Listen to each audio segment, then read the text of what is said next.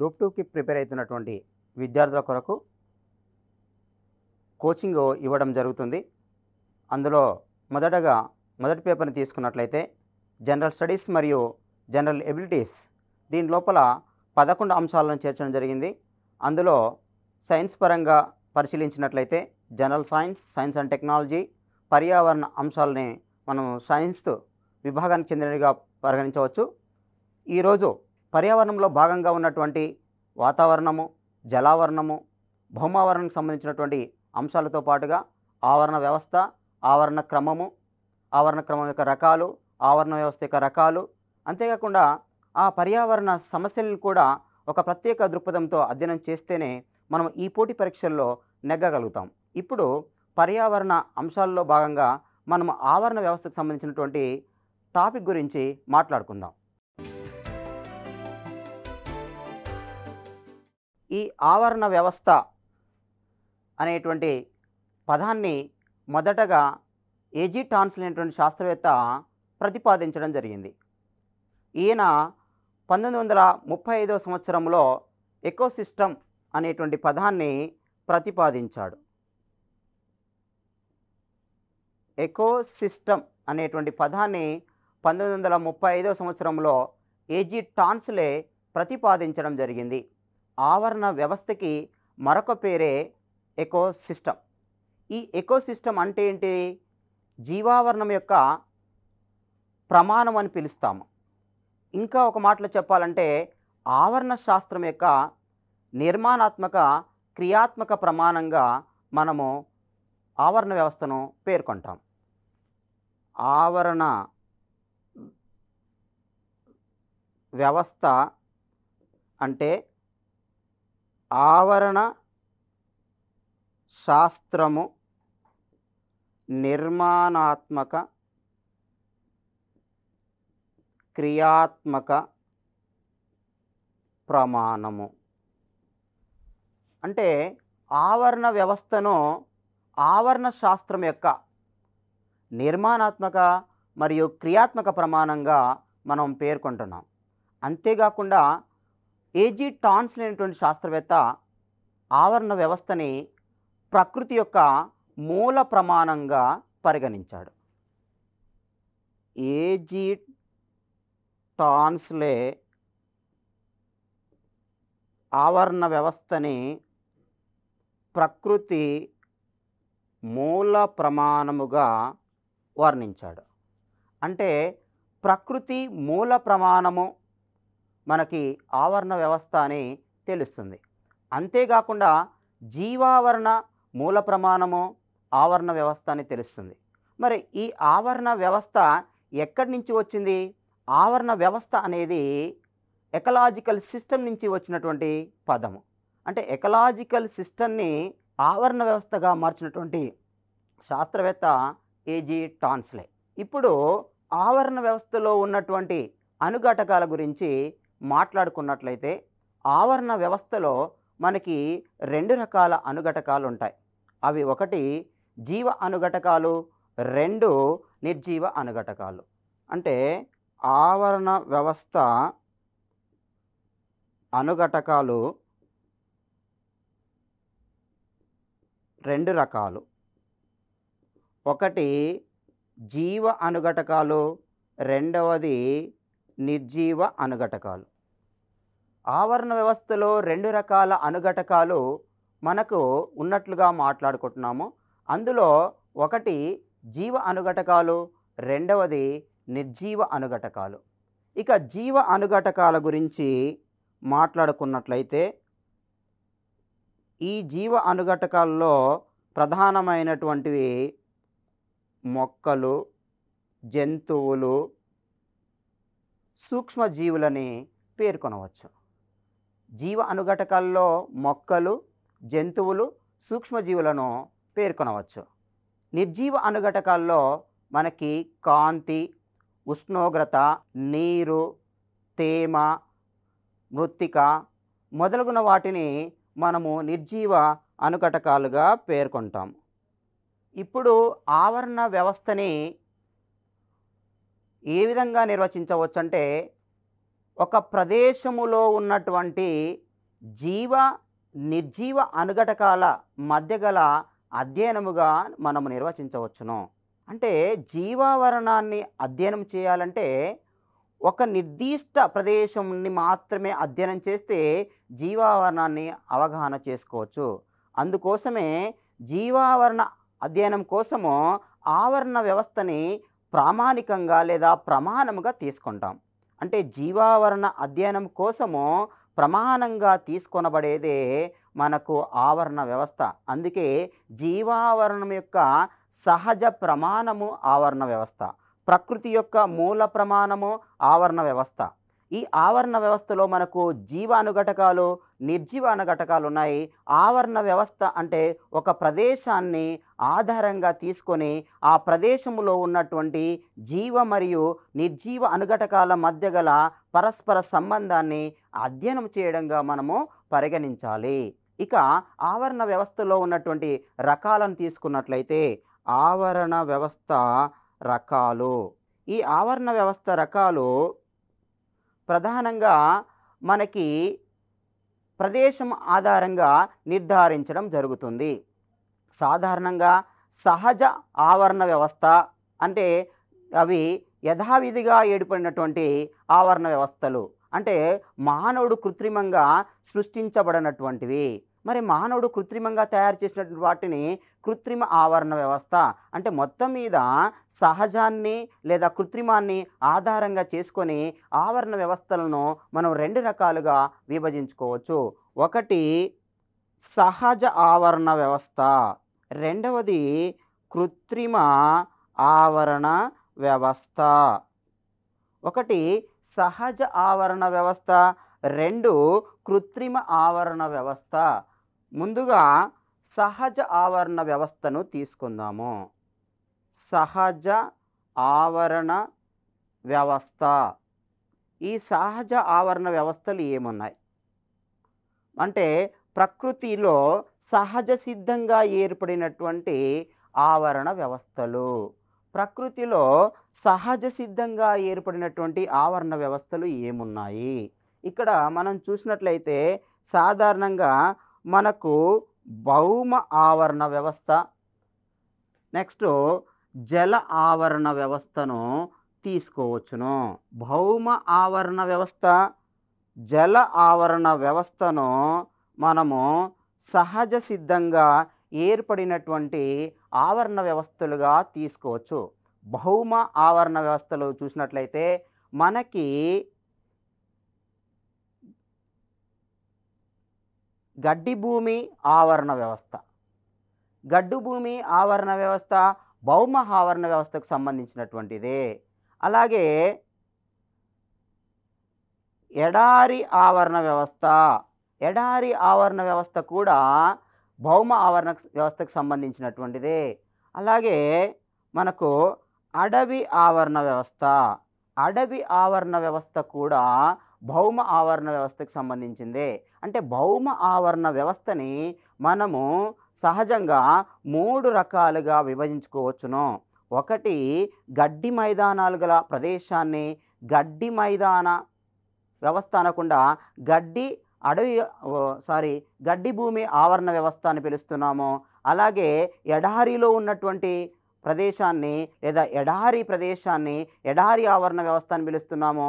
అలాగే అడవుల్లో ఉన్నటువంటి ప్రదేశాన్ని అడవి ఆవరణ వ్యవస్థ అని పిలుస్తున్నాము. అంటే భౌమ ఆవరణ వ్యవస్థని మనం సులభంగా గడ్డి భూమి ఆవరణ వ్యవస్థ, ఎడారి ఆవరణ వ్యవస్థ, అడవి ఆవరణ వ్యవస్థ అని విభజించుకుంటున్నాము.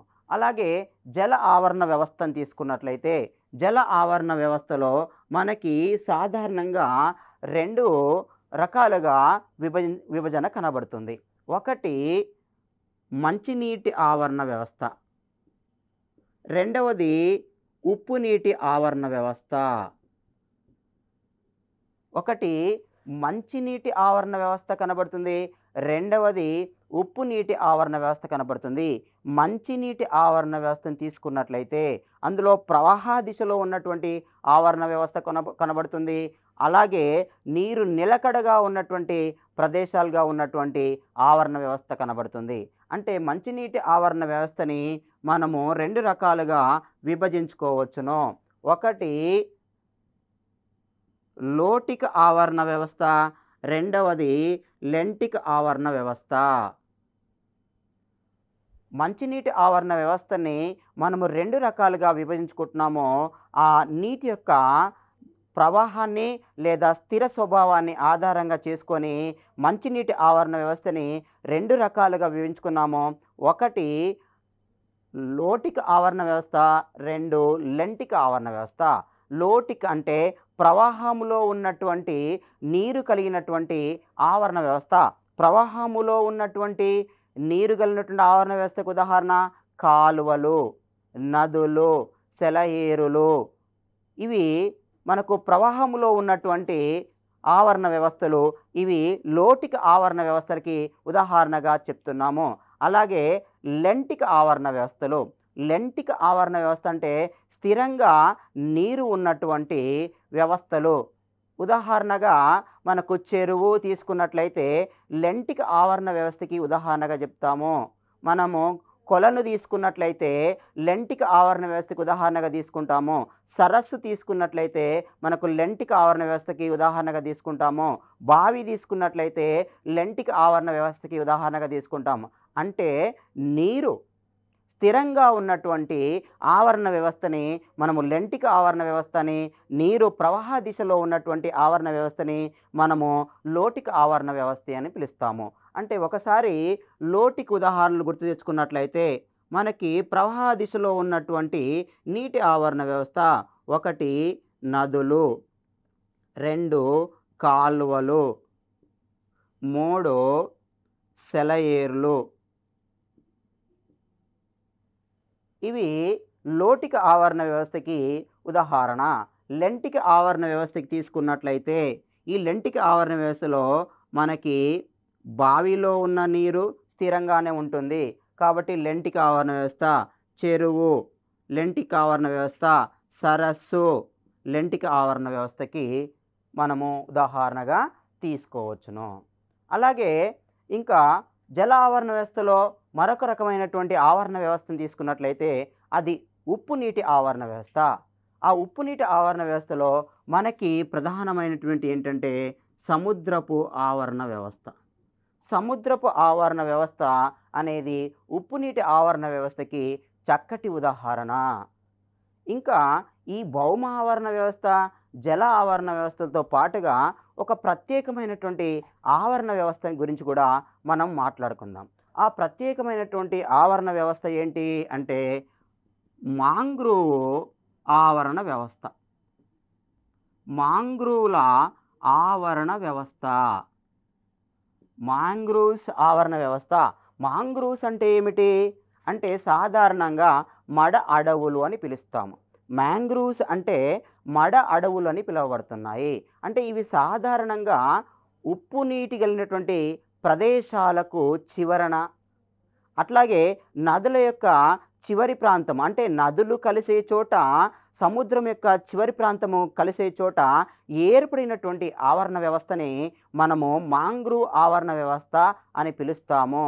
లేదా మడ అడవుల ఆవరణ వ్యవస్థ అని కూడా పిలుస్తాము. లేదా దీనికి మరొక పదం ఏం వాడతారంటే ఉప్పు నీటి మరియు మంచినీరు మిశ్రమమైనటువంటి ఆవరణ వ్యవస్థ అని కూడా పిలుస్తారు.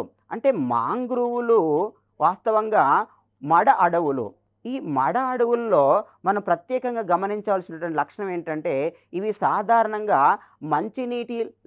మంచినీటిలో పెరిగేటువంటి లక్షణాన్ని అలవర్చుకుంటాయి. అలాగే సముద్రపు నీటిలో కూడా పెరిగేటువంటి అనుకూలనాన్ని చూపుతాయి. కాబట్టి మాంగ్రోవులలో ఒక మంచి ఉత్పాదకత లక్షణం కనబడుతుంది. మాంగ్రోవులు అనేవి ఒక ప్రజనన స్థలాలుగా చెప్పవచ్చు, ఒక ప్రత్యేకమైన నర్సరీ స్థలాలుగా చెప్పవచ్చు. అంతేకాకుండా అంతరించిపోతున్నటువంటి మొక్కలకు సంరక్షణ కేంద్రాలుగా ఉపయోగపడతాయని కూడా చెప్పవచ్చు. అంటే మాంగ్రోవులు అనేవి ఒక ప్రత్యేకమైనటువంటి ఆవరణ వ్యవస్థగా పేర్కొంటాము. అంటే మాంగ్రోవులలో మనకి చక్కటి ఉదాహరణ ఏంటంటే అవిసీనియా, సైప్రసు, రైజోఫోరా, మెహ్లన్బెకియా లాంటి మొక్కలను మనం చక్కటి ఉదాహరణలుగా పేర్కొంటాము. ఇవి మాంగ్రోవులుగా ప్రసిద్ధి చెందినటువంటివి. భారతదేశంలో మ్యాంగ్రూవ్ ఆవరణ వ్యవస్థలు ప్రధానంగా పశ్చిమ బెంగాల్లోని సుందర్బన్ ప్రదేశంలో అభివృద్ధి చెందినాయి. దానికి సుందర్బన్ అని మ్యాంగ్రూవ్ అని పిలుస్తాము. అలాగే ఆంధ్రప్రదేశ్లో కోరింగా ప్రాంతంలో ఈ మ్యాంగ్రూవ్స్లు అభివృద్ధి చెందినాయి.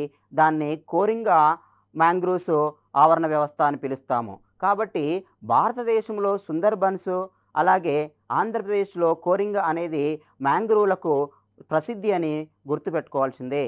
కాబట్టి విద్యార్థులు ఆవరణ వ్యవస్థల గురించి చదివేటప్పుడు ముందుగా భౌమ ఆవరణ వ్యవస్థ, ఆ తర్వాత జల ఆవరణ వ్యవస్థ, దాంతోపాటు ప్రత్యేకమైనటువంటి ఆవరణ వ్యవస్థ అయినటువంటి మ్యాంగ్రూవ్స్ గురించి కూడా తప్పనిసరిగా మీరు అధ్యయనం చేయాల్సి ఉన్నది. ఇక్కడ ప్రశ్న ఎలా వస్తుంది అంటే, ఈ ప్రశ్న సాధారణంగా ఇంతకుముందు పోటీ పరీక్షల్లో కూడా అడగడం జరిగింది. ఎలాంటి ప్రశ్న ఇంతకుముందు పోటీ పరీక్షల్లో అడిగారు? సాధారణంగా ప్రవాహ ఆవరణ వ్యవస్థకి ఉదాహరణను గుర్తించుము అని ప్రశ్న అడుగుతారు. అప్పుడు ప్రవాహ ఆవరణ వ్యవస్థకి ఉదాహరణ అనగానే అక్కడ ఆప్షన్లో ఒకటి మాంగ్రూవ్ ఆవరణ వ్యవస్థ, రెండవది లోటిక ఆవరణ వ్యవస్థ, 3 లెంటిక ఆవరణ వ్యవస్థ, 4 పైవన్నీ అని ఉంటాయి. ఇక్కడ అడిగింది ఏంటిది? ప్రవాహ ఆవరణ వ్యవస్థకి చక్కటి ఉదాహరణని గుర్తించము, లేదా ప్రవాహ ఆవరణ వ్యవస్థకి సంబంధించిందని అని కూడా అడగవచ్చు. ఇక్కడ ప్రవాహ ఆవరణ వ్యవస్థ అనగానే మనకు తప్పనిసరిగా గుర్తు రావాల్సింది లోటిక ఆవరణ వ్యవస్థ. అంటే లోటిక ఆవరణ వ్యవస్థ అంటే అందులో మనకి కాలువ కావచ్చు, లేదా అంటే అది వాగు కావచ్చు, అది సెలయేరు కావచ్చు. ఇలా మనము ప్రవాహ దిశలో ఉన్నటువంటి ఆవరణ వ్యవస్థని గుర్తు తెచ్చుకోవాలి. ఇక కృత్రిమమైన ఆవరణ వ్యవస్థ గురించి మాట్లాడుకున్నట్లయితే, కృత్రిమ ఆవరణ వ్యవస్థలో ప్రధానంగా పంట కాలువల్ని మనం కృత్రిమ ఆవరణ వ్యవస్థగా పేర్కొంటాము. వీటిని మ్యాన్ మేడ్ ఎకోసిస్టమ్గా పేర్కొంటాము. అంటే మానవుడు కొత్తగా లేదా నూతనంగా తన ప్రయత్నం ద్వారా తయారు చేసినటువంటి ఆవరణ వ్యవస్థలు కాబట్టి వీటిని కృత్రిమ ఆవరణ వ్యవస్థలు లేదా ఆర్టిఫిషియల్ ఎకోసిస్టమ్ అని పిలుస్తాము. దానికి చక్కటి ఉదాహరణ పంట పొలాలే కావచ్చు, లేదా చేపల చెరువులే కావచ్చు, లేదా రొయ్యల చెరువులే కావచ్చు. ఇంకొక మాటలో చెప్పాలంటే ఆక్వేరియం కూడా మనకి కృత్రిమ ఆవరణ వ్యవస్థకి చక్కటి ఉదాహరణగా తీసుకుంటాం. ఇప్పుడు ఆవరణ వ్యవస్థలో మనకు ఏమి అనుఘటకాలు కనబడతాయి? ఆవరణ వ్యవస్థలో ఉన్నటువంటి అనుఘటకాల్లో జీవ అనుఘటకాలు అనుకున్నాము, నిర్జీవ అనుఘటకాలు.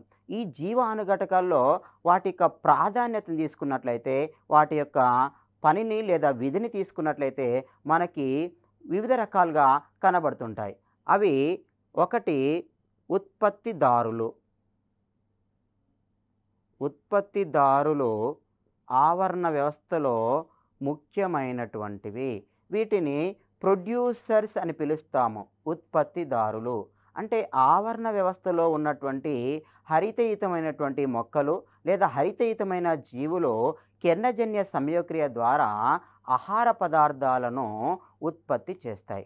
అంటే ఈ ఆవరణ వ్యవస్థలో ఉన్నటువంటి హరితయుతమైన మొక్కలు కానీ జీవులు కానీ కిరణజన్య సంయోక్రియ ద్వారా కార్బోహైడ్రేట్ రూపంలో మనకు ఆహార పదార్థాలని తయారు చేస్తున్నాయని అనుకుంటున్నాము.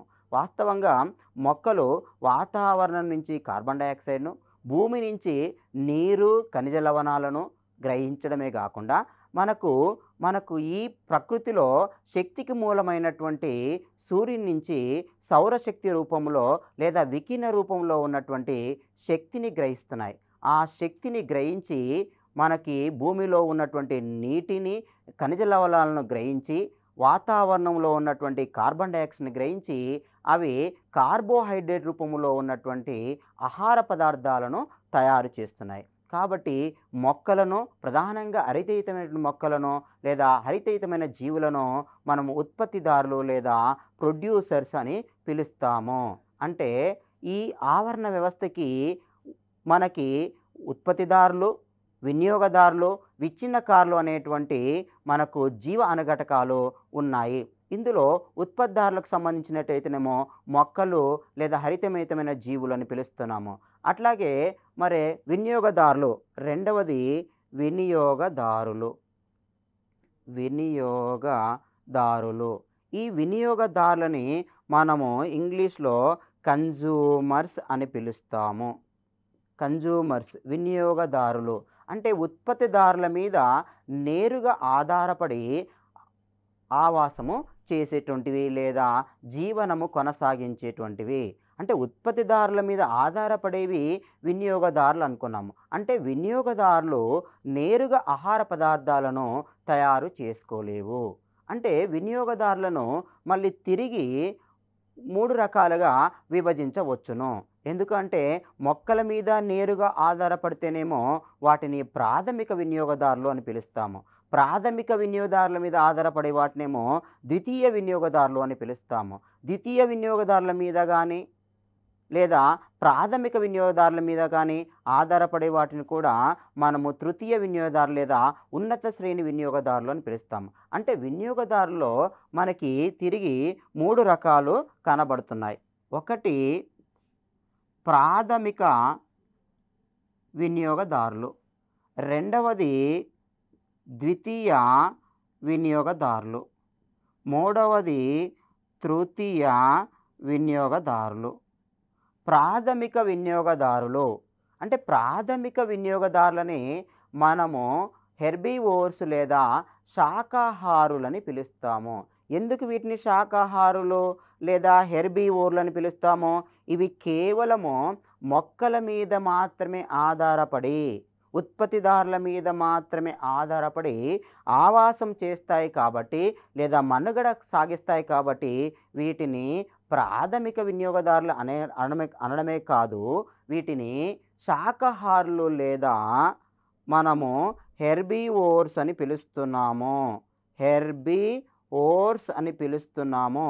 హెర్బివోర్స్కు మరొక పేరే శాకాహారులు.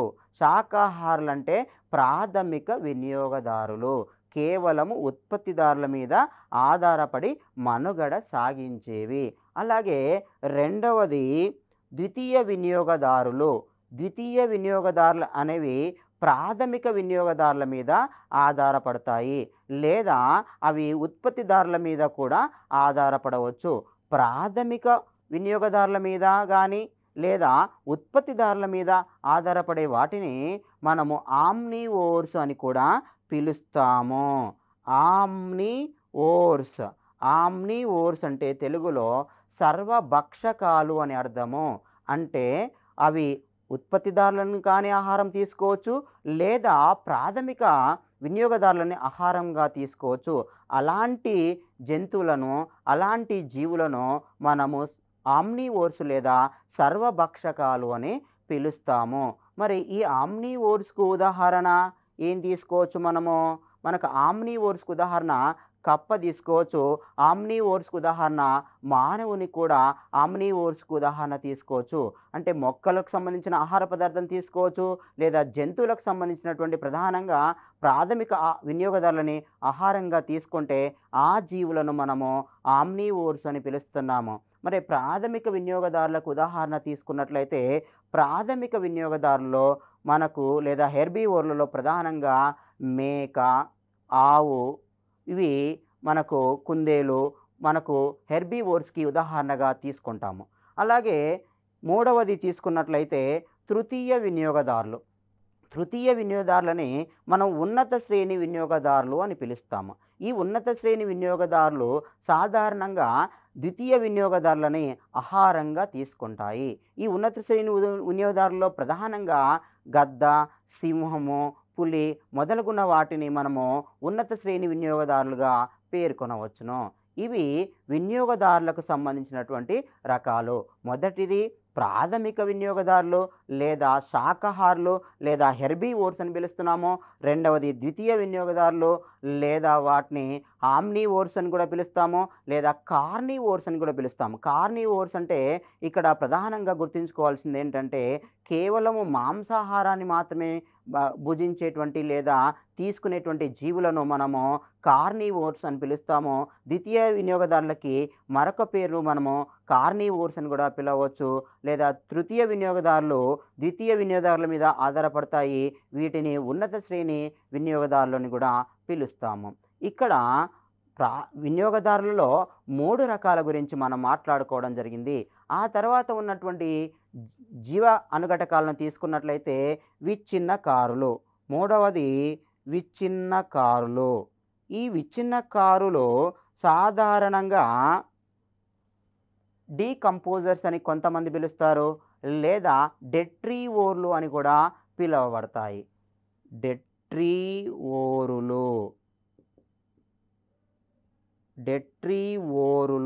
అని కూడా పిలువబడతాయి. డెట్రివోర్లు అంటే విచ్ఛిన్నకారులు, డీకంపోజర్స్ అని పిలువబడుతున్నాయి. అంటే ఇక్కడ డెట్రివోర్లు అంటే ఏంటిది?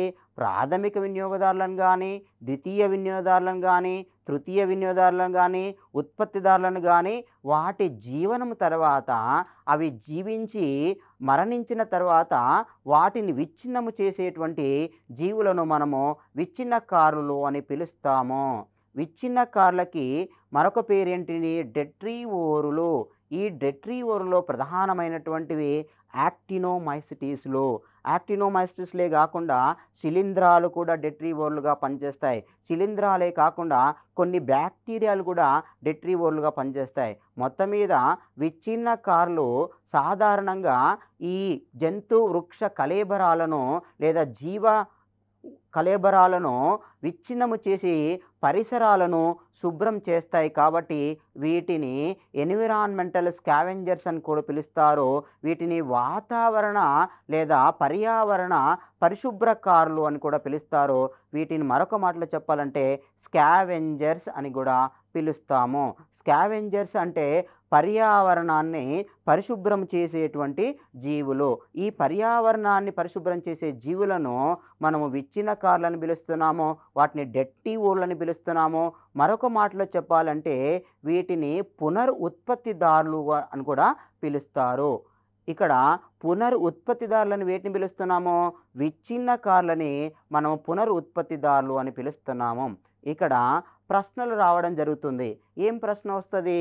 ఇక్కడ పర్యావరణాన్ని పరిశుభ్రం చేసేటువంటి జీవులను గుర్తించుము, పర్యావరణాన్ని పరిశుభ్రం చేసే జీవులను గుర్తించమని ప్రశ్న ఇచ్చి 1 ఉత్పత్తిదారులు, 2 ప్రాథమిక వినియోగదారులు, 3 ద్వితీయ వినియోగదారులు, 4 డెట్రివోర్లు అని పిలుస్తారు, ఆప్షన్ ఇస్తాడు. అప్పుడు మనం ఉత్పత్తిదారులో కూడా ఆలోచన వస్తుంది.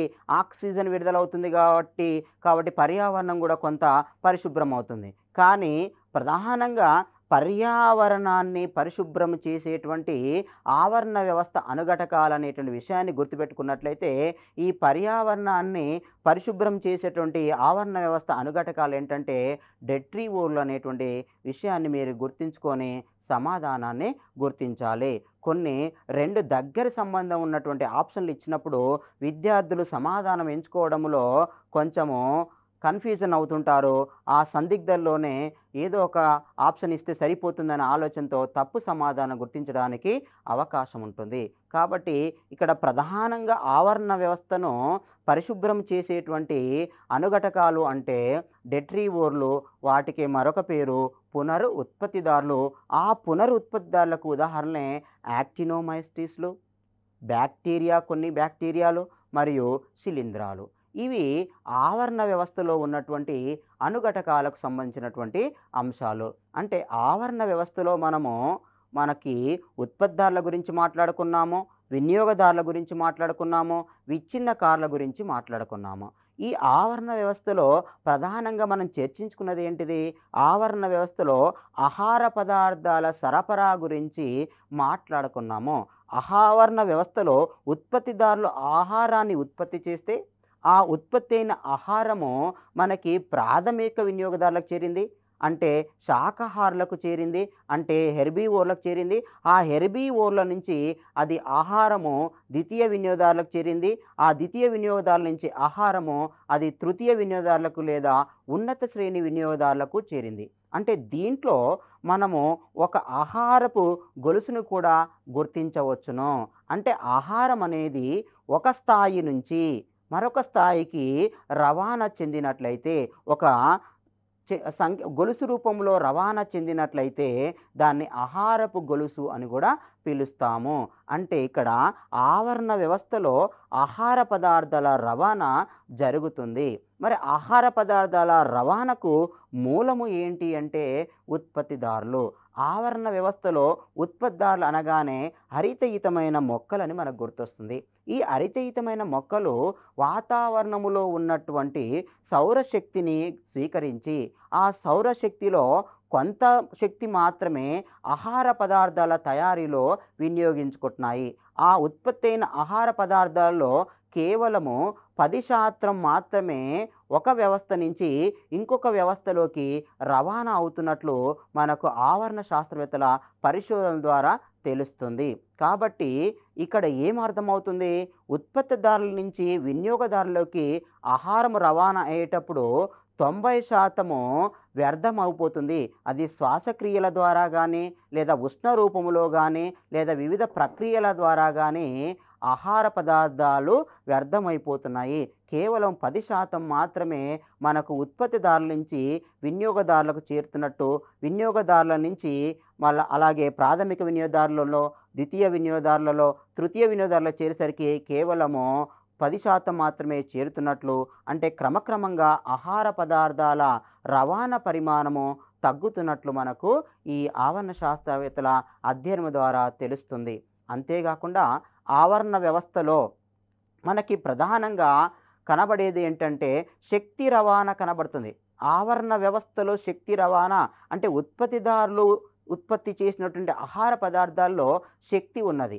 ఈ శక్తి ఉత్పత్తిదారుల నుంచి శాకాహారులకు అంటే హెర్బీవోర్ల నుంచి మనకి ద్వితీయ వినియోగదారులకు అంటే ప్రధానంగా కార్నివోర్స్‌కు లేదా ఆమ్నివోర్స్‌కు, ఆ తర్వాత ఉన్నత శ్రేణి వినియోగదారులకు ఈ శక్తి రవాణా అవుతుంది. అంటే శక్తి ఏకదిశా మార్గంలో రవాణా అవుతుందని కూడా చెప్తారు. అంటే ఏకదిశా మార్గంలో రవాణా చెందడం అంటే శక్తి అనేది ఉత్పత్తిదారుల నుంచి వినియోగదారులకు, వినియోగదారులకు చేరిన తర్వాత అది తిరిగి మళ్ళీ ఉత్పత్తిదారులకు చేరదు అని చెప్పడము. అంటే ఒకే దిశా మార్గంలో శక్తి రవాణా అవుతుంది.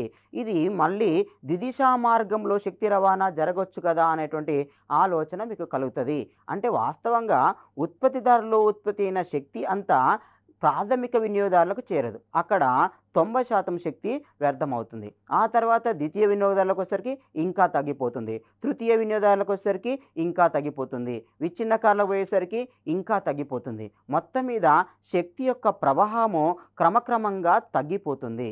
శక్తి యొక్క ప్రమాణము లేదా పరిమాణము క్రమక్రమంగా తగ్గిపోతుంది. కాబట్టి బాగా తగ్గిపోయిన శక్తి మళ్ళీ తిరిగి ఎక్కువ రూపంలోకి మారదు. అందువలనే ఉత్పత్తిదారుల నుంచి వినియోగదారుల్లోకి, విచ్ఛిన్నకారుల్లోకి శక్తి చేరేసరికి క్రమంగా తగ్గిపోతుంది. కాబట్టి శక్తి ఎల్లప్పుడూ ఏకదిశా మార్గంలోనే రవాణా చెందుతున్నట్లుగా మనము గుర్తుంచుకోవాలి. అంటే ఇక్కడ ఆవరణ వ్యవస్థలో జీవ అనుఘటకాల్లో రెండు పదార్థాల రవాణా గురించి మాట్లాడుకున్నాం. ఒకటి ఆహార పదార్థాల రవాణా, రెండవది శక్తి రవాణా గురించి మాట్లాడుకున్నాం. అంటే ఆవరణ వ్యవస్థలో ఉన్నటువంటి జీవ అనుఘటకాల మధ్య మనకు ఆహార పదార్థాల రవాణా జరిగింది, మరియు శక్తి రవాణా జరిగింది. ఇక్కడ పోటీ పరీక్షల్లో వచ్చేటువంటి ప్రశ్న గురించి మాట్లాడుకున్నట్లయితే ఇక్కడ ఆవరణ వ్యవస్థలో ఉన్నటువంటి అనుఘటకాల మీద, జీవ అనుఘటకాల మీద చాలాసార్లు ప్రశ్నలు అడగడం జరిగింది. ఏమిటి ఆ ప్రశ్నలు అంటే ఇక్కడ జీవ ఆవరణ వ్యవస్థలో శక్తికి మూలము అంటాడు. జీవ ఆవరణ వ్యవస్థలో శక్తికి మూలము ఒకటి సూర్యుడు, రెండవది ఉత్పత్తిదారులు, 3 వినియోగదారులు, 4 ఏది కాదిస్తాడు. అంటే శక్తికి మూలము అంటే ఏంటిది? వాస్తవంగా ఆవరణ వ్యవస్థలో కానీ, జీవావరణములో కానీ శక్తికి మూలం అనగానే మనకు సూర్యుడు మాత్రమే గుర్తు రావాలి. కాబట్టి శక్తిలో ఆ సూర్యుని నుంచి వచ్చేటువంటి శక్తిలో కొంత మాత్రమే మొక్కలు వినియోగించబడి ఆహార పదార్థ రూపంలో, కార్బోహైడ్రేట్ రూపంలోకి మార్చుకుంటున్నాయి. కాబట్టి శక్తికి మూలము అనగానే మనకు తప్పనిసరిగా గుర్తు రావాల్సింది ఏంటంటే సౌరశక్తి, మరియు దాన్నే సోలార్ ఎనర్జీ అంటున్నాము, దాన్నే వికిరణ శక్తి అంటున్నాము. దానికి మరొక పేరే మనము ఏమంటున్నామంటే సూర్యుడిగా పేర్కొంటున్నాము. ఇక్కడ ఆవరణ వ్యవస్థలో ఇంకా చెప్పాలంటే శక్తి ప్రవాహము క్రమక్రమంగా అని ప్రశ్న వస్తుంది. ఆవరణ వ్యవస్థలో శక్తి ప్రవాహం క్రమక్రమంగా అని అసంపూర్తి ప్రశ్న ఇచ్చి ఆప్షన్లు ఇస్తాడు. క్రమక్రమంగా పెరుగుతుంది, క్రమక్రమంగా తగ్గుతుంది, పెరగదు, మూడవది తగ్గదు. కాబట్టి ఇక్కడ ఏమవుతుంది, మనకు ఆవరణ వ్యవస్థలో శక్తి ప్రవాహము క్రమక్రమంగా అనేది ప్రశ్న ఇప్పుడు క్రమక్రమంగా తగ్గుతుంది, క్రమక్రమంగా పెరుగుతుంది, పెరగదు, తగ్గదు. వాస్తవంగా ఇక్కడ ఏంటిది, క్రమక్రమంగా తగ్గుతుంది అనేటువంటి విషయాన్ని మనం అభ్యర్థులు తప్పనిసరిగా గుర్తుంచుకోవాల్సిన అవసరం ఉంది. అంటే కొన్ని ప్రశ్నల నిర్మాణంలో చిన్న చిన్న మెలికలు జోడించి ప్రశ్న నిర్మాణాన్ని చేయడం జరుగుతుంది. కాబట్టి పోటీ పరీక్షకు ప్రిపేర్ అయ్యే విద్యార్థులు ప్రశ్నల్లో ఉన్నటువంటి మెలికలను గాక గమనించినట్లయితే సులభంగా సమాధానాన్ని గుర్తించగలుగుతారు. ఇవి ఆవరణ వ్యవస్థలోని అణుఘటకాలకు సంబంధించినటువంటి అంశాలు. ఇంకా ఆవరణ వ్యవస్థలోని విధులకు సంబంధించినవి కూడా ప్రశ్నలు ఒకేసారి అడగడం జరిగింది. గ్రూప్ 1లో ఇంతకుముందు ఈ ప్రశ్న అడగడం జరిగింది. ఆవరణ వ్యవస్థలోని అణుఘటకాల మధ్య గల సంబంధాన్ని గుర్తించుము. ఒకటి, ఆవరణ వ్యవస్థలో జీవ నిర్జీవ అణుఘటకాలు పరస్పరము సంబంధంలో పాల్గొంటాయి. 2, జీవ నిర్జీవ అణుఘటకాల మధ్య మనకి శక్తి రవాణా జరగదు. 3, జీవ నిర్జీవ అణుఘటకాల మధ్య ఆహార పదార్థాల రవాణా జరుగుతుంది. 4, ఏది కాదు. ఇక్కడ సాధారణంగా ఆలోచించినట్లయితే మొదటి ఆప్షనే మనకు కరెక్ట్ అవుతుంది.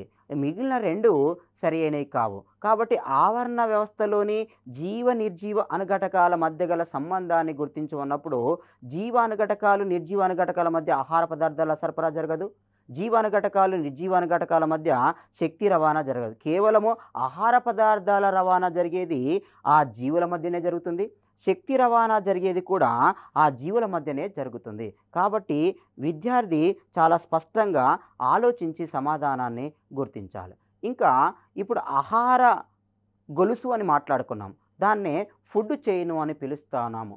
అంటే ఆహారపు గొలుసు, ఆహారపు గొలుసుని ఫుడ్ చైన్ అని పిలుస్తున్నాము. ఆహారపు గొలుసు అంటే ఆహారము మనకి ఉత్పత్తిదారుల నుంచి వినియోగదారులోకి రవాణా అవుతుంది అని మాట్లాడుకున్నాము.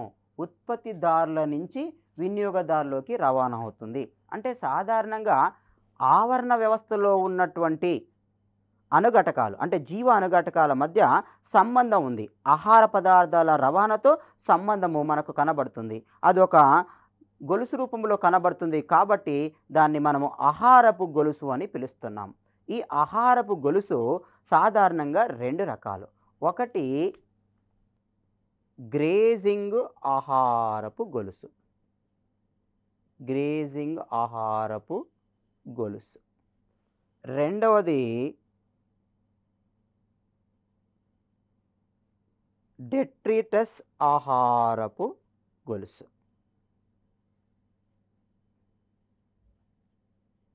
అంటే ఇక్కడ ఆహారపు గొలుసు ఆహారము ఉత్పత్తిదారుల నుంచి ప్రాథమిక వినియోగదారులోకి, ప్రాథమిక వినియోగదారుల నుంచి ద్వితీయ వినియోగదారులోకి, ద్వితీయ వినియోగదారుల నుంచి తృతీయ వినియోగదారులోకి రవాణా చెందింది. తద్వారా ఇది ఒక స్థాయికి మరొక స్థాయికి మధ్య సంబంధాన్ని ఏర్పరిచింది కాబట్టి దీన్ని ఆహారపు గొలుసు లేదా ఫుడ్ చైన్ అని పిలిచాము. ఈ ఆహారపు గొలుసు వినియోగదారులతో ప్రారంభమవుతున్నట్టు కనబడుతుంది. అంటే ఆహారపు గొలుసు ప్రాథమిక వినియోగదారులతో ప్రారంభమైతే దాన్ని గ్రేజింగ్ ఆహారపు గొలుసు అని పిలుస్తాం. గ్రేజింగ్ ఆహారపు గొలుసు అనేది ప్రాథమిక వినియోగదారులతో ప్రారంభమవుతుంది. అట్లాగే డెట్రిటస్ ఆహారపు గొలుసు, డెట్రిటస్ ఆహారపు గొలుసు అనేది విచ్ఛిన్నకారులతో ప్రారంభమవుతుంది.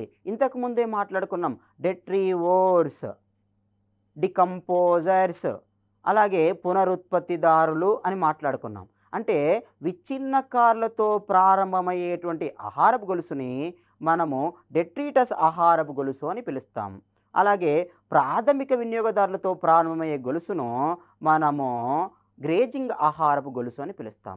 మొత్తం మీద ఆహారపు గొలుసులో మనకి ఉన్నటువంటి అణుఘటకాలు తీసుకున్నట్లయితే ఉత్పత్తిదారులు కనపడుతున్నాయి, ప్రాథమిక వినియోగదారులు కనపడుతున్నాయి, ద్వితీయ వినియోగదారులు కనబడతాయి, కొన్నిట్లో ఉన్నత శ్రేణి వినియోగదారులు కూడా కనబడతాయి. ఉదాహరణగా గడ్డి తీసుకున్నాము. గడ్డి తీసుకున్నట్లయితే గడ్డి మీద ఆధారపడేది మిడత, మిడత మీద ఆధారపడేది కప్ప, కప్ప మీద ఆధారపడేది పాము. అంటే ఇక్కడ మనము ఒక సింపుల్ ఉదాహరణ తీసుకుందాము. ఆహారపు గొలుసుకు గడ్డి మీద ఆధారపడేది మిడత, మిడత మీద ఆధారపడేది కప్ప మీద ఆధారపడేది పాము. ఈ పాము గద్ద చేత తినబడుతుంది. కాబట్టి ఇక్కడ గడ్డి ఉత్పత్తిదారులు, మిడత ప్రాథమిక వినియోగదారులు, కప్ప ద్వితీయ వినియోగదారులు, పాము అంటే ఇక్కడ తృతీయ వినియోగదారులు. అంటే ఈ రకంగా ఒక ఆహారపు గొలుసును మనము ఏర్పరచవచ్చును. అంటే ఇక్కడ ఉన్నటువంటి ఆహారపు గొలుసులో మనకు గడ్డి, మిడత, కప్ప, పాము కనబడుతున్నాయి. ఇది ఆహారపు గొలుసుకి ఒక చక్కటి ఉదాహరణగా మనము పేర్కొంటున్నాము. అట్లాగే ఆహారపు జాలకము అని పిలుస్తాము. ఆహారపు జాలకము అంటే దీన్ని ఇంగ్లీష్లో ఫుడ్ వెబ్ అని పిలుస్తాము. ఇంగ్లీష్లో ఫుడ్ వెబ్. ఆహారపు జాలకము అంటే ఆహారపు గొలుసుల మధ్య ఉన్నటువంటి సంబంధము ద్వారా మనకు ఆహారపు జాలకము లేదా ఫుడ్ వెబ్ ఏర్పడుతుంది. అంటే ఒక ఆహారపు గొలుసు అంటే ఉదాహరణగా గడ్డి మేక చేత కూడా తినబడవచ్చును. అప్పుడు మేక మనకి నక్క చేత తినబడుతుంది. ఆ నక్క ఇంకొక ఉన్నత శ్రేణి వినియోగదారు చేత తినబడుతుంది. కాబట్టి గడ్డి మిడత చేత తినబడింది, గడ్డి మేక చేత తినబడింది. అంటే మేకని ఇక్కడ నక్క తినవచ్చు, లేదా తోడోలి తినవచ్చు, లేదా పులి కూడా తినవచ్చును. కాబట్టి ఇక్కడ ఏమవుతుంది, ఆహారపు గొలుసుల మధ్య అంతర సంబంధం ఏర్పడుతుంది. ఈ ఆహారపు గొలుసులోని అణుఘటకాల మధ్య అంతర సంబంధము ఏర్పడడం ఫలితంగా ఈ ఆహారపు గొలుసులన్నీ ఒక వలలాగా కనబడుతున్నాయి. ఈ ఆహారపు గొలుసులన్నీ ఒక వలలాగా కనబడుతున్నాయి కాబట్టి దీన్ని ఆహారపు జాలకము లేదా ఫుడ్ వెబ్ అని పిలుస్తాము. ఆహారపు జాలకము లోపల ఒక ఆహారపు గొలుసు మాత్రమే ఉండదు. ఒకటి కంటే ఎక్కువ ఆహారపు గొలుసుల మధ్య అంతర సంబంధాన్ని లేదా పోషక స్థాయిలను లేదా ఆహార పదార్థాల రవాణాను వివరించేటువంటి ప్రక్రియనే మనము ఆహారపు జాలకము లేదా ఫుడ్ వెబ్ అని పిలుస్తున్నాం. అంటే వివిధ ఆహారపు గొలుసుల మధ్య ఉన్నటువంటి అంతర సంబంధమే ఆహారపు జాలకము లేదా ఫుడ్ వెబ్ అని పిలుస్తాము.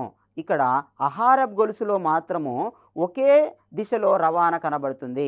ఆహారపు వెబ్లో మాత్రము, ఆహారపు జాలకంలో మాత్రము ఆహార పదార్థాల రవాణా కానీ లేదా పోషక పదార్థాల రవాణా కానీ ఒకే దిశలో వెళ్ళవలసిన అవసరం లేదు. ఒకటి కంటే ఎక్కువ దిశల్లో ఆ ఆహార పదార్థాల రవాణా జరగవచ్చు. తద్వారానే ఆహారపు గొలుసుల మధ్య మనకు అంతర సంబంధము కనబడుతుంది. ఆ ఆహారపు గొలుసుల్లోని జీవుల మధ్య అంతర సంబంధం కనబడుతుంది. కాబట్టి దాన్ని ఆహారపు జాలకము లేదా ఫుడ్ వెబ్ అని పిలుస్తాము.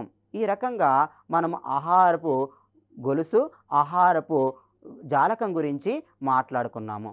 మరి ఇప్పుడు ఆవరణ వ్యవస్థ యొక్క సేవలు ఏంటివి? ఆవరణ వ్యవస్థ యొక్క ప్రత్యేకత ఏంటిది? ఆవరణ వ్యవస్థ ఏ ఏ ప్రక్రియల్లో పాల్గొంటుంది అంటే సాధారణంగా ఆవరణ వ్యవస్థ మానవుని సంరక్షణలో, మానవుని యొక్క మనుగడలో ప్రధాన పాత్ర పోషిస్తుందని చెప్తాం. ఎలా అంటే మనకి పంట మొక్కల్లో పరాగ సంపర్కం జరిగి ఫలాలు ఏర్పడాలన్నా, విత్తనాలు ఏర్పడాలన్నా, పంట రావాలన్నా మనకి ఆవరణ వ్యవస్థలో ఉన్నటువంటి అణుఘటకాలు ప్రధాన పాత్ర పోషిస్తున్నాయి. అంటే అవి పరాగ సంపర్క సహకారులుగా తోడ్పడుతున్నాయి. ఆ ఆవరణ వ్యవస్థలో ఉన్నటువంటి అణుఘటకాల్లో జీవ అణుఘటకాలు ఆ పరాగ సంపర్కానికి తోడ్పడుతున్నాయి. నిర్జీవ అణుఘటకాలు ప్రధానంగా గాలి, నీరు పరాగ సంపర్కానికి తోడ్పడుతున్నాయి. కాబట్టి జంతువుల ద్వారా పరాగ సంపర్కం జరిగితే జూఫిలి అని పిలుస్తాము. అలాగే గాలి ద్వారా జరిగితే ఎనిమోఫిలి అని పిలుస్తాము. నీటి ద్వారా జరిగితే హైడ్రోఫిలి అని కూడా పిలుస్తుంటాము. అంటే ఇక్కడ ఆ ఆవరణ వ్యవస్థలో ఉన్నటువంటి జీవ అణుఘటకాలు కానీ, నిర్జీవ అణుఘటకాలు కానీ మనకి ప్రధానంగా ఈ పరాగ సంపర్కములోనో, పంటల ఉత్పత్తిలోనో ప్రధాన పాత్ర పోషిస్తున్నట్టు తెలుస్తుంది. అంతేకాకుండా ఈ ఆవరణ వ్యవస్థ సేవలను కాక తీసుకున్నట్లయితే ఆక్సిజన్ ఉత్పత్తిలో కూడా ప్రధాన పాత్ర పోషిస్తుంది. అంటే ఆవరణ వ్యవస్థలో ప్రధానంగా మనకి ఉత్పత్తిదారులు ఉన్నాయి, వృక్షాలు ఉన్నాయి. ఈ వృక్షాలు ప్రధానంగా కార్బన్ డయాక్సైడ్ను లేదా కార్బన్ను నిల్వ చేస్తాయి. అంటే వాతావరణములో ఉన్నటువంటి కార్బన్ డయాక్సైడ్ను నిల్వ చేసేటువంటి కేంద్రాలుగా మనము వృక్షాలను లేదా అడవులను పేర్కొంటాం. అంటే కార్బన్ పూల్ అనగానే మనకు అటవీ ఆవరణ వ్యవస్థ లేదా వృక్ష ఆవరణ వ్యవస్థ గుర్తొస్తుంది. అంటే వాతావరణంలో ఉన్న కార్బన్ డయాక్సైడ్ పరిమాణాన్ని లేదా కార్బన్ డయాక్సైడ్ యొక్క పరిమాణాన్ని తగ్గించడానికి మనకు వృక్షాలు తోడ్పడుతున్నట్టుగా పేర్కొంటాం. తద్వారా ఏమవుతుంది అంటే ఈ కార్బన్ డయాక్సైడ్ యొక్క పరిమాణము వాతావరణంలో తగ్గించబడిన ఫలితంగా గ్రీన్ హౌస్ ఎఫెక్టు తగ్గించబడుతుంది. అంటే గ్రీన్ హౌస్ వాయువులు ప్రధానంగా కార్బన్ డయాక్సైడు పరిమాణాన్ని తగ్గించడానికి మనకు వృక్షాలు అవసరము. అందులో ఆవరణ వ్యవస్థలో ఇవి మొక్కలు కానీ వృక్షాలు కానీ ఉన్నాయి కాబట్టి ఇవి ఆక్సిజన్ ఉత్పాదకలో పాల్గొంటున్నాయి. అంటే కిరణజన్య సంయోగక్రియ ద్వారా ఆక్సిజను ఈ వాతావరణంలోకి విడుదల చేయడం ద్వారా వాతావరణంలో ఉన్న అన్ని జీవరాశులు ప్రధానంగా ఆక్సిజన్ మీద ఆధారపడే అన్ని జీవరాశులు మనగడ సాగిస్తున్నాయి. అంటే ఆవరణ వ్యవస్థ సేవల్లో ప్రధానంగా మనకి ఆక్సిజన్ ఉత్పాదకత ఒకటి ఉంది, కార్బన్ డయాక్సైడ్ నిల్వ ఒకటి ఉన్నది. అంతేకాకుండా పరాగ సంపర్కంలో సహకారంలో పాల్గొంటున్నాయి. అంతేకాకుండా ఆహార పదార్థాల రవాణాలో పాల్గొంటున్నాయి. అంతేకాకుండా శక్తి రవాణాలో పాల్గొంటున్నాయని మనకు తెలుస్తున్నాయి. ఇంకా ఇంకొక రకంగా చెప్పాలంటే ఆవరణ వ్యవస్థ సేవలు గాక చూసినట్లయితే అంటే ఆవరణ వ్యవస్థ సేవలు అంటే మనకు ప్రధానంగా రెగ్యులేటర్ సర్వీసెస్ నియంత్రణాత్మక సేవలు. నెక్స్ట్ అట్లాగే మనకి సాంస్కృతిక సంబంధ సేవలు కల్చరల్ సర్వీసెస్ ఉన్నాయి. తర్వాత సరుకుల సేవలు లేదా మనకి వీటిని మనకు ఫ్యూయల్ సర్వీసెస్ అని పిలుస్తాము లేదా ప్రొవిజనల్ సర్వీసెస్ అంటే సరుకుల సేవలు కనబడుతున్నాయి, మనకు ఉత్పాదక సేవలు కనబడుతున్నాయి, ఆ తర్వాత మనకి నియంత్రణాత్మక సేవలు కనబడుతున్నాయి లేదా ఈ సాంస్కృతిక సేవలు కల్చరల్ సర్వీసెస్ కనబడుతున్నాయి. అంటే ఆవరణ వ్యవస్థలో 4 రకాల సేవలు కనబడుతున్నట్టు ఈ మిలియన్ ఆవరణ వ్యవస్థ సంబంధించినటువంటి ఒక అధ్యయన కమిటీ పేర్కొనడం జరిగింది. అంటే ఆవరణ వ్యవస్థ యొక్క సేవలను మనకు రెగ్యులేటర్ సర్వీసెస్ గాను, ప్రొవిజన్ సర్వీసెస్ గాను లేదా కల్చరల్ సర్వీసెస్ గాను లేదా ఉత్పాదక సేవలు కాను మనం పేర్కొనడం జరుగుతుంది. అంటే మనకు ఈ ఆవరణ వ్యవస్థలో వరదలు వచ్చినాయి, వరదల నివారణ కూడా మనకి ఈ ఆవరణ వ్యవస్థ పాల్గొంటుంది. అంటే మనకు తెలుసు మృత్తికా క్రమక్షయాన్ని మృత్తిక యొక్క కొట్టుకుపోవడాన్ని నిరోధించేది కూడా ఆవరణ వ్యవస్థే. అంటే ఇది నియంత్రణాత్మక సేవ. అట్లాగే మనకు రిక్రియేషన్ అంటే కల్చరల్ విద్య, నెక్స్ట్ సంస్కృతి సంబంధమైనటువంటి లేదా ఆటవిడికి సంబంధించినటువంటివి తీసుకున్నట్లయితే ఇవి కల్చరల్ సర్వీసెస్ తీసుకుంటున్నాం. అంటే మనం యొక్క ఈ వన్య సంరక్షణ కేంద్రమే కావచ్చు లేదా ఒక పార్కే కావచ్చు, దాన్ని మనము ఒక రిక్రియేషన్ సర్వీసెస్గా తీసుకుంటాము. అంటే ఇక్కడ ఈ ఉత్పాదకత తీసుకోవచ్చు, అంటే ఆహార పదార్థాల ఉత్పత్తిలో పాల్గొంటుంది. తర్వాత కలప ఉన్నది, కలప అనేది మన వృక్షాల్లో ఉత్పత్తి అయినటువంటి ఉత్పత్తి సరుకు అది వినియోగం చేయబడుతుంది. అంటే ఫ్యూయల్ అంటే దాని ఫ్యూయల్గా లేదా మనకు వివిధ రకాల పరిశ్రమల్లో లేదా మన అవసరాలకు వినియోగించుకుంటున్నాం. కాబట్టి ఆవరణ వ్యవస్థ సేవలు వివిధ రకాలుగా మనకు గుర్తించబడ్డాయి. ఇది ఆవరణ వ్యవస్థకు సంబంధించినటువంటి సంక్షిప్తమైన సమాచారం. మరొకసారి ఆవరణ వ్యవస్థ గురించి మనము మననం చేసుకున్నట్లయితే ఆవరణ వ్యవస్థ అనేటువంటి పదాన్ని లేదా ఎకోసిస్టమ్ అనేటువంటి పదాన్ని ఏజీ టాన్స్లే అనేటువంటి శాస్త్రవేత్త ప్రవేశపెట్టడం జరిగింది. ఈ ఏజీ టాన్స్లే అనేటువంటి శాస్త్రవేత్త ఎకలాజికల్ సిస్టాన్ని ఎకోసిస్టమ్గా మార్చాడు. ఆయన ప్రకృతి మూల ప్రమాణాన్ని ఆవరణ వ్యవస్థగా పేర్కొన్నాడు. ఆ తర్వాత చాలామంది ఆవరణ శాస్త్రవేత్తలు ప్రకృతి మూల ప్రమాణమే కాదు జీవావరణ మూల ప్రమాణం కూడా ఆవరణ వ్యవస్థ అని చెప్పారు. అంతేకాకుండా ఒక ప్రదేశంలో ఉన్నటువంటి నిర్జీవ అనుఘటకాల మధ్య పరస్పర సంబంధాన్ని అధ్యయనం చేసేటువంటి విభాగాన్ని కూడా ఆవరణ వ్యవస్థ అని చెప్పారు. ఆ ఆవరణ వ్యవస్థ అనేది ఒక మూల ప్రమాణము, అంటే ఒక ప్రదేశంలో ఉన్నటువంటి ఆవరణ వ్యవస్థ ఒక ప్రదేశంలో ఉన్నటువంటి నిర్జీవ అనుఘటకాల మధ్య సంబంధాన్ని అధ్యయనం చేసినట్లయితే జీవావరణాన్ని అధ్యయనం చేయవచ్చు. జీవావరణంలో ఉన్నటువంటి ఆహార పదార్థాల ఉత్పత్తి, ఆహార పదార్థాల రవాణా, శక్తి రవాణాను లేదా వాటి మధ్య గల అంతర సంబంధాలను కూడా తెలుసుకోవచ్చు అనేటువంటి విషయాన్ని మనకు ఆవరణ శాస్త్రవేత్తలు తెలియజేశారు. అంతేకాకుండా ఆవరణ వ్యవస్థలో ప్రధానంగా మనకి 2 రకాల అణుఘటకాలు ఉన్నాయి. అవి జీవ అణుఘటకాలు, నిర్జీవ అణుఘటకాలు. అంతేకాకుండా జీవ అణుఘటకాల్లో తీసుకున్నట్లయితే మనకు ఉత్పత్తిదారులు, ప్రాథమిక వినియోగదారులు, ద్వితీయ వినియోగదారులు, తృతీయ వినియోగదారులు మరియు విచ్ఛిన్నకారులు ఉండడం జరిగింది. అంతేకాకుండా ఇక్కడ ఆవరణ వ్యవస్థలో ఉన్నటువంటి జీవ అణుఘటకాల మధ్య మనం శక్తి రవాణాని గమనించడం జరిగింది. శక్తి రవాణాతో పాటుగా ఆహార పదార్థాల రవాణాను కూడా గమనించడం జరిగింది. అంటే ఆవరణ వ్యవస్థ అధ్యయనము జీవావరణ అధ్యయనానికి మూల కేంద్రం అని కూడా అర్థం చేసుకోవడం జరిగింది. ఇక్కడ పోషక పదార్థాల రవాణా, శక్తి రవాణా జరుగుతుందని మనము తెలుసుకున్నాము. శక్తి రవాణా అనేది సాధారణంగా ఏకదిశ మార్గంలోనే జరుగుతుందని తెలుసుకోవడం జరిగింది. ఆవరణ వ్యవస్థలో ఉత్పత్తిదారులో ఉన్న శక్తి అంతా వినియోగదారులకు చేరదు అనేటువంటి విషయాన్ని కూడా మనం అర్థం చేసుకున్నాము. వాటిపైన వచ్చేటువంటి ప్రశ్నలు కూడా మనం మాట్లాడుకోవడం జరిగింది.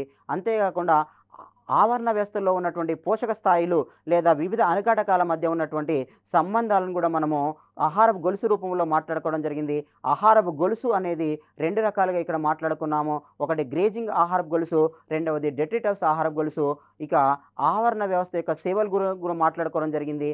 ఆవరణ వ్యవస్థ ప్రధానంగా పరాగ సంపర్క సహకారకులను అందించడంలోనూ, తర్వాత ఆక్సిజన్ ఉత్పత్తిలోనూ, అంతేకాకుండా కార్బన్ డయాక్సైడ్ నిల్వలోనూ, పర్యావరణ సమతుల్యతలను పాల్గొన్నట్లుగా ఆవరణ వ్యవస్థ సేవలు కూడా 4 రకాలుగా మాట్లాడుకోవడం జరిగింది. అంతేకాకుండా ఆహారపు జాలకము లేదా ఫుడ్ వెబ్ అంటే వివిధ ఆహారపు గొలుసుల మధ్య ఉన్నటువంటి సంబంధాన్ని కూడా మనము చర్చించుకోవడం జరిగింది. ఇది ఆవరణ వ్యవస్థకు సంబంధించినటువంటి సంక్షిప్త వివరణ.